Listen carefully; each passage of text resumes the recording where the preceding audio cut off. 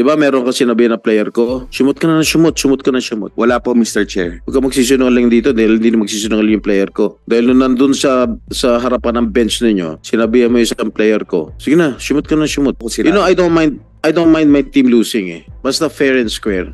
And I don't mind my team winning also, basta patas ang laro. Pero pag ganyan ang laro ninyo, katulad nung nangyari sa atin, mawawalan na tayo ng ng mga manonood. Parang binababoy niya yung laro. At ikaw, Mr. Katimbuhan, sinabi mo pa nung gumagwardya ginagwardya mo yung isang player ko, sige na, lumusot ka na lumusot. So yun po, ako po talaga, gusto ko lang po i-clear name ko and sobrang stress na po kasi nadamay na po yung family. Ito lang po talaga pong support ako sa family ko and yun po, gusto ko lang po i-clear name. Nagpapasalamat po ako sa inyo, Sen Jinggoy, Sen Bongo, and Sen Bato na binigyan niyo po kami ng chance na i-clear po yung name namin. Kasi po, I wanted to play pa po talaga.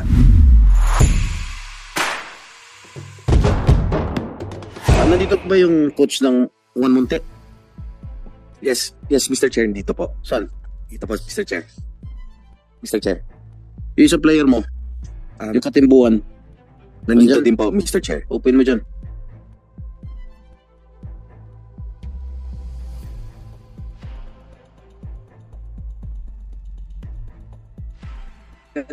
Magandang Mr. Chair. Mr. Coach, nasa yung coach mo? Hindi ka pa tapos dyan. Di ba naglaban tayo, PSL? Yes po, Your Chair. Na yung coach, patanong ka yung coach. Ano nangyari? Well, yun nga po, Mr. Chair, during the... Nung second half, di kita na laban, correct? Bali po nung first half po ang dikit po, Mr. First half, Chair. yes, first half, I'm sorry. Apo. Bali during the third quarter, Mr. Chair, yung for me, no, na naging magandang adjustment na ginawa nyo, naging matikit yung depensa, and at the same time, Mr. Chair, wala ako adjustment ginawa dahil ako yung coach. Well, Mr. Chair, yun nga po, during the first half po kasi, Mr. Chair, yung defense nyo po during that time was hindi po siya ganun kadikit katulad po nung third quarter. And wala ako adjustment na ginawa. And yung players nyo po nung third quarter was so aggressive po during that time, Mr. Chair. Alright. Di ba meron ka sinabi na player ko? Sumot ka na ng sumot. Wala po, Mr. Chair. Huwag ka magsisinungaling dito dahil hindi na magsisinungaling yung player ko. Dahil nandun sa harapan ng bench ninyo, sinabihan mo yung isang player ko, sige na, sumot ka na sumot. Ano ibig sabihin nun?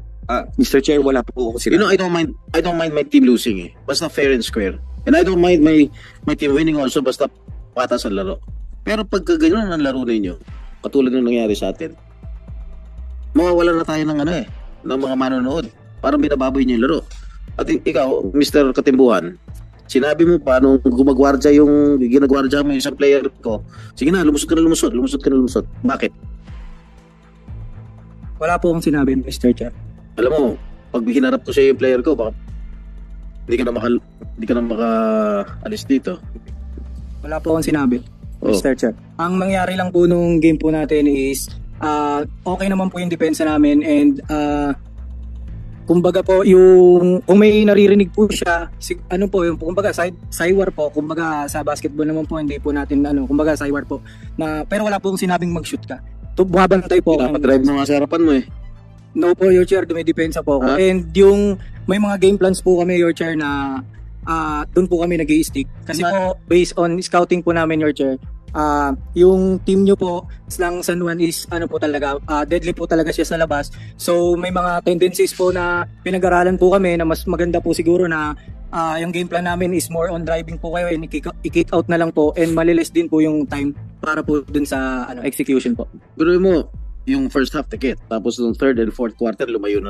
Hindi kayo nagdidepensa. Pero mo, kayo yung naghahabol, 24 seconds, inuubos nyo pa. Pero magano? No po, Your Chair. Yung sa first half po, maging maganda po. And yung sa second half po kasi, Your Chair, tulad nga po ng sabi ni Coach, and napag-usapan nga po namin ng after ng game po, naging maganda po yung adjustments ng depensa po. In terms po sa akin, Your Chair, Ako po, naging scouted din po ako sa team namin kasi ako po yung isa sa inaasahan. And naging that month po, naging top performer po ako ng PSL. Ako po yung nag-number 1 scoring. So, yun po, every game naman po, binibigay ko lang po yung best ko. Okay, Mr. Coach. Di ba, supposedly, pag natatalo yung team mo, halimbawa by 10 points, 15 points, tapos bola ninyo, bakit inuubos nyo yung shot clock? Inuubos nyo yung oras ng shot clock? Senator Jinggoy, if I may lang po, para po maintindihan ng karamihan at ng publikong nakikinig, no? Vince Salvador, ikaw ang coach ng Yes po. Muntinlupa. Ako yung coach po ng One Munti po. Munti. Head coach po. Magkalaban kayo ng San Juan Yes po, Knights Mr. that Chair. time. Opo. Ikaw yung coach ng kabila, si Senator Jinggoy ang coach naman ng San Juan Knights. Ikaw, Jan, player ka ng One month day po, Your Honor. One Munti. Yes po. Sinong nanalo po nung game na yun? Sir, para maintindihan, just to recap lang po, sir. Siyempre kami.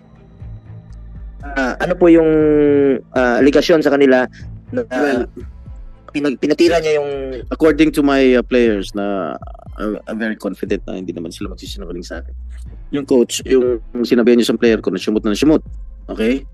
Hindi ko alam kung bakit pinapashoot yung aking mga player.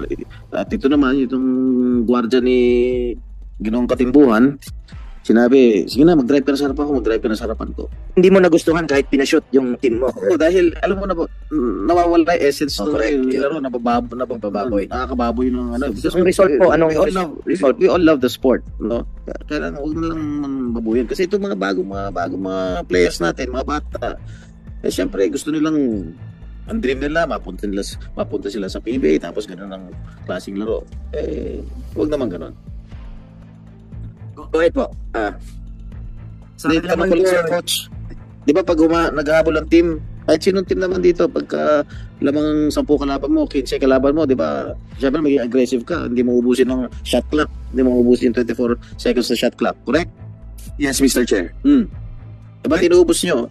Ilan possessions na inuubos yung 24 seconds? Dun sa third quarter, Mr. Chair. Huwag mo sabihin magaling kami magdepensa dahil hindi naman. Dun po sa third quarter, Mr. Chair, like I said po kanina, naging maganda po talaga yung adjustment niyo, Mr. Chair. During the first half po kasi, Mr. Chair, yung play po kasi namin, ang tumatanggap po nun sa taas po, big man po talaga. No. Ngayon po, dun sa third quarter po, nung executed nung play, yung defense niyo po during that time, nakaangat na po si Habilionar na po. And matindi na po yung ball aggressiveness po niya sa bola. And dun din po, on the same quarter po, nag-hard show na rin din po kayo nun. Nag-hard show. Dumodouble po. Pero nung first half po, hindi po kayo na-double po sa amin nun. So technically po talaga, naging po maganda po yung naging adjustment niyo po nung third quarter, Mr. Chair. Wala bang, hindi ba kayo talaga involved sa game fixing? No po, Mr. Chair. Ha? No po, Mr. Chair. Ano? Opo, Mr. Chair. Hindi. Pati sa mga over-under. Yes po, Mr. Chair. Ilang beses, ano standing ninyo? Before we end po the conference po, 11-8 po kami. Nakapasok kayo sa semis? Yes po, Mr. Chair. We are top 8 po right now po. You are? Top 8 po. Top 8. Yes po. So, sino mga kalaban ninyo? Bali po, makakalaban po namin is Binyan po. Binyan. Opo, Mr. Chair. Kailan? Sa Saturday po, Mr. Chair. Number 1 team. Yes So, po. anong standing nyo? Number 8? Ngayon? Yes po, Mr. Chair. So, when was your last game?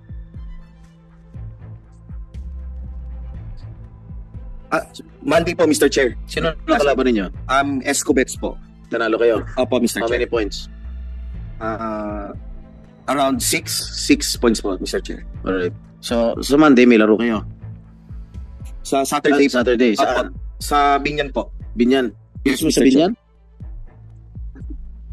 Sorry, Mr. Chair. Fuel oil po. Sorry po. So, sa amin. Yes, Mr. Chair. San Juan. Alright. Paki-monitor lang yung laro nila.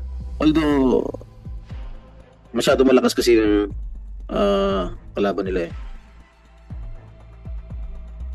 Kung hindi kayo na-involve sa game fixing, wala bang lumalapit sa inyo para sumali o mag-participate sa game fixing? Wala po, Mr. Chair. Sa mga players mo, wala bang mga nakakausap? Wala din po, Mr. Paano ka Chair. nakakasiguro? Nakakausap ko din po yung mga players ko po, Mr. Chair. Kayo ba talagang pagdating ng game, kada game, laban? O minsan sinasabi niyo, huwag tayo manalo rito kasi ganyan-ganyan. No, Mr. Chair. Palagi po kami, our intention is to win po talaga po, Mr. Chair. Sige. Alright. MPBL, Commissioner Duremdes. Before we go to MPBL, I would like to acknowledge the presence of Senator Bato de la Rosa, our kung meron pong the destroyer ang PBAC distrito, our bulldozer, Senator Bato de la Rosa. Magaling rin ito mag-basketball. Binubulldoze niya lahat ng kalaban niya. Tabi. Pero kung gusto niya sa bantayan, sa right hand drive lang po ito. Bantayan niyo siya sa kanan, prate. Librehin niyo yung kaliwa. Hindi siya dadaan doon. Right lang talaga siya. Senator Jinggoy. Thank you, Senator Bong.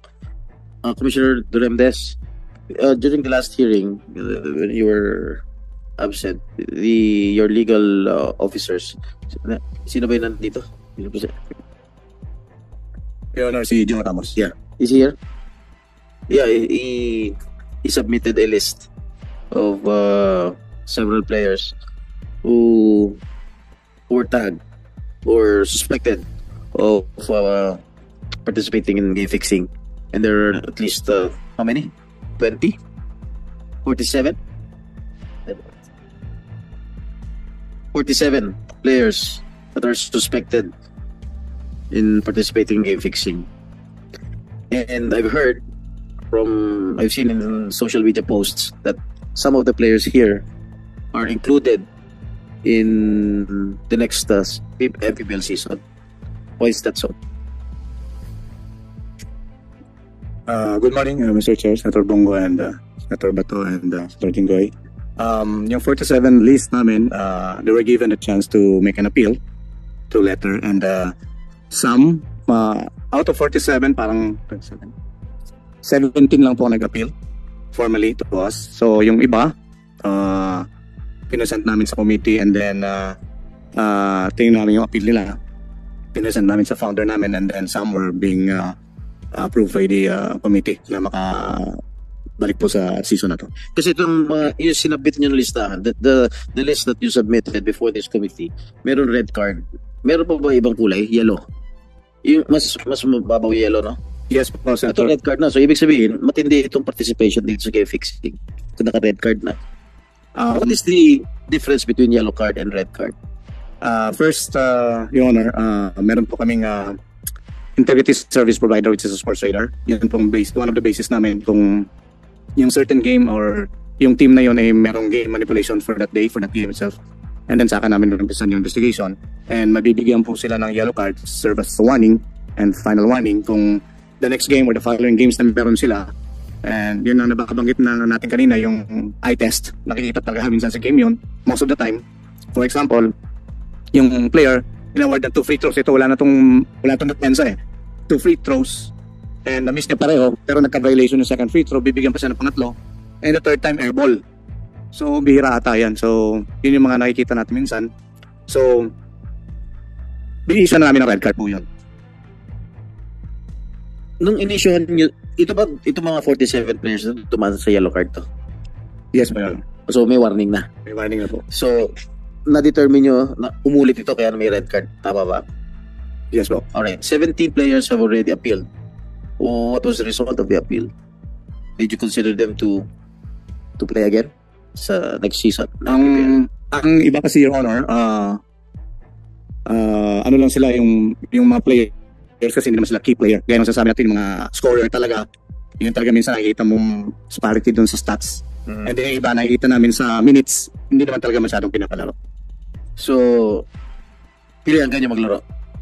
Based po doon sa evaluation ng management committee, pinasend po namin sa founder, and siya po nag-decide na pwede po ibaba sa yellow card ulit. Because I already mentioned the names during the last hearing at lumabas na yata sa media o sa press itong mga pangalan ng mga players, and marami rin nagtatanong sa akin kung bakit pinalalaro pa ng MPBL dahil syempre nabanggit nyo ng mga pangalan, naka-red card to, active to sa game fixing, dapat hindi na pinalalaro. What happened to the 30 other players na hindi nag-appeal? Do you consider them guilty?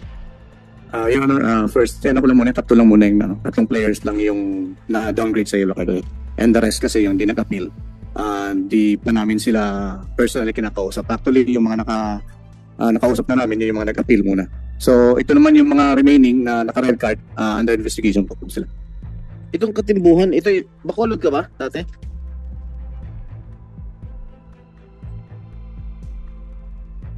Yes po, Your O, Honor. nandito rin pangalan nito. Nag-appeal ka? Yes po, Your Honor. Oh, what happened to the appeal? Ito, sandali ha. Alam mo, kanina inaakusahan na kita ng tawag dito, isang player ko na sinasabihan mo na siya dumrive sa harapon mo, tapos ngayon, nandito pala yung pangalan mo. Bakit nasa red card to, Commissioner? Your Honor, kasi may mga games talaga na consistently based doon sa report ng integrity service provider na Source Radar, involved lagi yung team nila. And then sila, pag meron ng mga certain na may mga game manipulations, binibigyan na lang kami ng report. And then usually talaga lumalabas yung mga teams na gano'n na karamihan consistently na meron gano'n. So, what happened? Sila po naglalaro po doon. What happened to his appeal? I think po, denied po. As of now, Denied. denied po. So, he cannot play They cannot play. sa MPBL. Yes po. Tama ba yun, ano?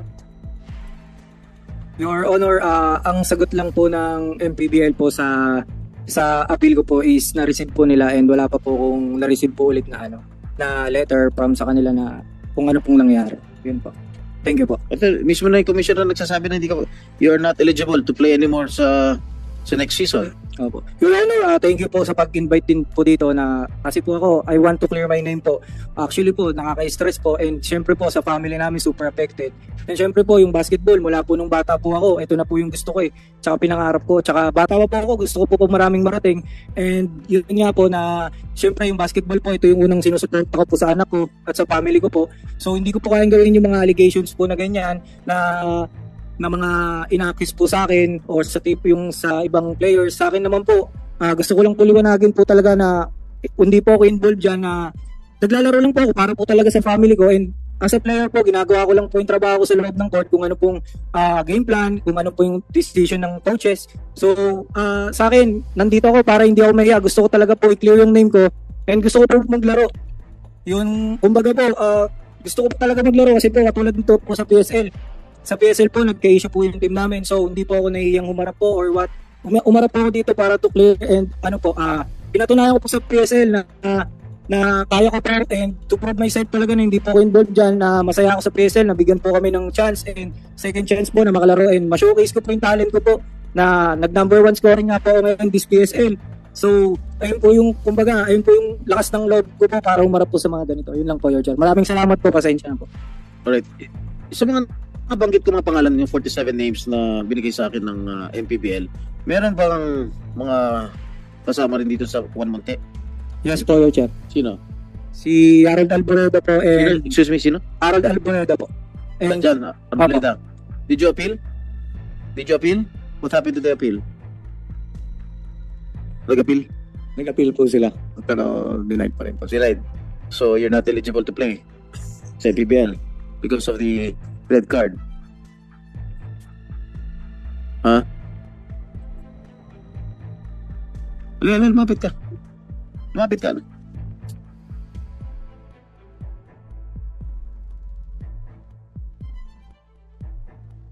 Nagbigay ba ng warning sa'yo, Mr. Arboleda? Meron po, yellow card po. May warning binigay sa'yo? Opo. Oh. Bali po, nangyari po nun, dati po kasi parang nasa 140 po kami, parang ganun pinatawag po kami. So, ang sabi lang po sa amin, mag-appeal lang po kami. Nag-appeal naman po ako, tapos nung pa-start na po kami ng Bacolod, parang 3 games lang po ako. Ano po, bigla na lang po red card. So, dadaan ka muna sa yellow card bago ka... Opo, meron na po ako yellow card, tapos maglalaro na po ako nakapag-appeal na po ako nun. Tapos okay, akala ko okay na po. Tapos nakalaro lang po ako ng 3 games, 3 to 4 games, tapos po na red card na po ako. Na red card ka na? Yes po. Aba, meron ka talaga kalakuhang ginagawa? Wala po, Senator. Wala po. Saan ka ba bago ka nag-MPBL, saan ka naglalaro? PBA po. PBA? Opo. Ex-pro ka? Yes po. Anong team? NLEX po. NLEX, ba't ka tinanggal? Bali po, loaded din po. Tapos, Ano na? loaded po yung Marami kang kapwesto. Opo, tsaka po nagpalit din po ng coach. Yung bali po nag-tryout kami kay Coach Ring, parang hindi na po ako nakuha. Ilang taon ka nanatili sa PBA? 2 years po. 2 years. Opo. Alright. Sino pa yung mga ibang players na kasama dito sa listahan? Sino? Rusey Koga po. Nandyan? Opo. Ano pangalan? Rusey Koga po. Yusei Koga. Yes po. Bacolod. Opo. Oh. Nag-appeal? Nag-appeal ka? Koga. Nag-appeal ka? Yes po. Yes po. Oh, what happened? What happened to the appeal? Denied pa rin. Denied. Yun. Anong ginawa mo kalokohan, Koga? Wala rin po alam. Winarningan ka ng MPBL. Hindi ko po alam na nagkaroon po ako ng yellow card. Tapos Hindi mo alam na nagkaroon ka ng yellow card? Yes po. Tapos nagkaroon na lang po ako ng red card bigla po. Paano mo nalaman nagkaroon ka ng red card? Yung team owner na po yung nagsabi sa akin nito. Nag-appeal ka? Yes po, nag-deny po ako. Nag-reply po sila na ang sabi thank you for the submitting your appeal. Sabi po we will inform our legal counsel and management team ng MPBL. So sinasabi ngayon ng commissioner ng MPBL denied. So you're not eligible to play anymore sa MPBL. You may play in other leagues but sa MPBL which set their own standards, you're not eligible to play anymore. Mr. Chair, okay lang po ba magkwento kahit konti po about what happened sa akin the past years po? The past years? Ano bang kwento mo? Recent, kung bakit po medyo bumaba po yung ano ko po, yung dito? Sige, I'll give you a chance to clear your name. Yes. Ano po kasi, before po mag-start yung invitational that time, meron na po akong nararamdamang injury sa tuhod na hindi ko naman po alam kasi wala naman akong way para ma-check up yun. So, I was playing with a complex tear, meniscus, and then last MPBL season, na-complete tear na po siya. Then, I had a surgery, and then, after that, syempre meron pong trauma, hindi po makapaglaro ng maayos. Pinilit ko po makabalik agad kasi nga po gusto ko po talaga maglaro. And then, after ilang weeks ng going rehab, nagkaroon naman po ako ng car accident na muntik pa po akong mamatay. And then yung truck driver and yung company niya, hindi pa po ako nababayaran until now. Kaya po medyo parang yung stress, anxiety, and depression po nandun po sa akin. Kaya hindi po talaga ako makapaglaro na maayos that time. Ngayon po pinipilit ko po kasi syempre I have to clear my name po. I'm playing this game kasi passion ko po talaga to. Ilan taon ka na? 31 po. Bago ka pumasok sa MPBL sa naglalaro? I played for San Beda po. I had 4 championships there. San Beda? Juniors, seniors? College po. College. Yes. College. And then after that, I had a team in D-League. I had 2 championships. Hindi ka nag-PBA? PBA D-League po. Nag-PBA ka? PBA D-League lang po. D-League. And then 1 champion in Happy Fresh Fighters sa PBA D-League. And then I got drafted po ng Meralco. Alam mo, ayokong sirain yung kinabukasan nitong ating mga malalaro, no? Kailangan nyo sa akin lang, kung ito lang talaga ang bread and butter ninyo, kung ito lang talaga ang hanap buhay ninyo, pagigihan ninyo. Huwag kayong sumali dyan sa mga sindikato na gusto lang kumita at your expense. Kasi meron mga teams, hindi lamang sa PSL, hindi lamang sa MPBL, na nagre-rely lang doon sa outcome ng laro. Doon lang sila, kunwari, papatalo yung laro, meron silang kikitain, yun lang papasweldo nila sa mga players. Yun ang hindi maganda. At nangyayari yan ngayon. And matanong ko lang yung MPBL, ilan yung mga teams sa MPBL na nung araw pa na kahit kailan hindi nanalo? Marami, di ba? One example po, Your Honor, yung Sarangani. Yes. Sa previous seasons, kaya nag-file po kami ng mga cases doon sa mga players. Until now, iba pending and iba na-dismiss po dahil nga sa lack of evidence talaga. So, alam ko si Senator Manny Pacquiao, who is the founder of MPBL, pumunta sa NBI para idemanda. May mga Chinese syndicates na involved dito sa game fixing. What happened sa NBI? May representative na NBI dito. Good morning, Yes. Your Honor. Pending trial po lahat ng cases po. Pending trial? Yes, sir. At tagal na. Yes, sir. Oh, we hanggang ngayon, trial submitted to pa the committee, sir, the status of the cases, sir. No, may I know the status of the case that was filed by Senator Manny? This was around how many years ago? 2-3 years ago? Yes, sir. Ongoing pa yung court hearing, sir. Court hearing, nasa korte na. Yes, sir. Several courts, sir. Like what court? Manila? Ah, RTC ba ito? meron pong Pasay, Cavite, Bacolod. May I know the status of the cases filed? It's ongoing trial, sir. Ongoing. Yes, sir. O pagka na-resolve na, may decision na, furnish nyo kami ng kopya. Yes, sir. We will submit to the committee, sir. Alright. Doon sa, sino pa ba yung mga players dito na kasapi ninyo na nasa red card? Meron pa ba? So, they Wala can na po, clear the Your name. So, bigyan natin pagkakataon na malinis yung kanilang pangalan. Yung kayo, wala na. Yung mga players dyan, wala yung pangalan nyo rito, sa mga nabanggit. Wala na po sa team namin, Your Honor. So, Tatlo po. tatlo kayo. Opo. Salamat po, Your Honor, sa chance po na at least makita rin po ng mga tao po na nakapag-usga na po sa amin na kiniklear po namin yung name namin dito para po, kasi bilang player po, ina-idol kami ng mga anak namin. Siyempre, gusto pa po namin, gusto pa nila po na kami makita maglaro habang bata pa po kami. So, yun po, ako po talaga, gusto ko lang po i-clear yung name ko and so, pang stress na po kasi nadamay na po yung family. Ito lang po talaga pong suporta sa family ko and yun po, gusto ko lang po i-clear name. Nagpapasalamat po ako sa inyo, Sen Jinggoy, Sen Bongo, and Sen Bato na binigyan niyo po kami ng chance na i-clear po yung name namin. Kasi po, I wanted to play pa po talaga. Lalo po ngayon sa pinapakita ko po sa PSL na pinaprove ko po sa sarili ko na kaya ko naman po talaga and sana po mabigyan pa po kami ng chance ng MPBL kung ano pa pong liga na makapaglaro pa po at ma-prove po namin sa kanila na hindi po talaga kami ganun. Yun lang po. Sen, maraming salamat po. Bago ka naglaro sa MPBL, saan ka naglaro? Naglaro po ako ng NBL. Yung una pong liga ko po is sa amateur po kasi yung NBL po. After pag-graduate ko po sa Lasal. Opo. Naglaro po sa NBL and doon Nag-player ka ng Lasal? yes po, sa Dasma po. Hindi sa UAP? Hindi po. Hmm. So yun po, after ko po makagraduate doon, nagkaroon po ng chance na makalaro po at mapanood sa TV yung NBL po, yung National Basketball League. So doon po may na-accomplish po ako po yung nag-MVP doon. And then yun na po, na-scout na po ako sa MPBL. So yung first season ko naman po sa MPBL, hindi naman po masyado gamit kasi nga bata pa po. And second, sana wala na po akong team. And lastly, tumawag lang po sa akin yung Montpellier Packagers na maglalaro po ako. Ako lang po sila sa guard. So ako po agad, kasi wala pong ibang kumuha sa akin, agad-agad po akong pumunta. And ayun nga po, naglaro naman po ako ng maayos. Okay naman po yung stats ko. And then sa sunod na season po, which is dun po kami na red card sa Bacolod, binibigay ko lang naman po yung best ko. Minsan nga po kahit injury po ako as a player, gusto ko syempre lagi ako nandun sa game and gusto ko lagi akong pinapanood ng anak ko, ng family ko. And yun lang po, binibigay ko yung best para po sa kanila.